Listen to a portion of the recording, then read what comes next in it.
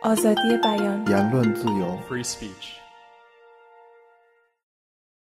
If we take this distinction, dangerous speech as a subset of hate speech, then the question would be, what are the harms that still need to be combated of the hate speech that is not dangerous speech? Yeah, well, the way I look at hate speech is slightly different from Susan's. So for me, as a human rights activist at international level, my reference point is going to be the international human rights standard, and in particular Article 19 and Article 20 of the ICCPR. So I will be less concerned with hate speech, which the basic kind of hate speech which may fall under Article 19, but will be far more concerned with the speech that fall under Article 20, which is incitement. Okay, so and the definition of Article 20 is broader than the definition proposed by Susan, although it could be argued that part of the dangerous speech concept that Susan is developing is one of the subcategory of Article 20 of the ICCPR under incitement. But can I just stop you there, because Article 20 talks about incitement to hostility.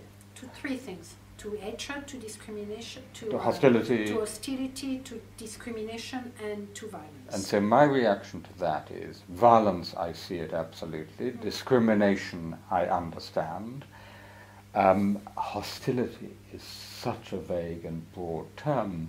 There's a lot of very healthy hostility. I'm extremely hostile to fascists and racists. I'm hostile to a lot of things. So isn't there actually a problem in that wording?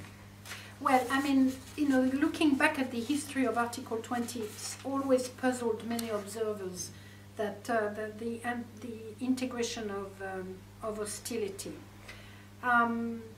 The way we have defined it as at Article 19 is quite narrowly, which for us hostility implies a manifested action, so it's not just a state of mind, but it implies a state of mind which is acted upon. So we see hostility as a manifestation of hatred.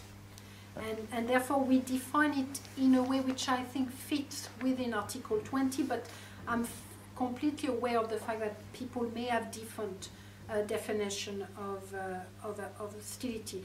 We have gone as far as defining it, I think based on a Canadian maybe definition, I forgot, as a manifestation of intense and irrational emotions of opprobrium, enmity and detestation toward the target group. And this definition of hostility has been the object of many discussions with a variety of experts on that issue. I don't think that you can find a good definition. I think clearly hostility, is a bit of a, I don't know what you guys think, but seems almost like a third category to put together things that could not fit anywhere else really. So it is a complicated term in the context of Article 20, but it's not one that can be completely ignored. If you want to unpack Article 20, you've got to deal with hostility.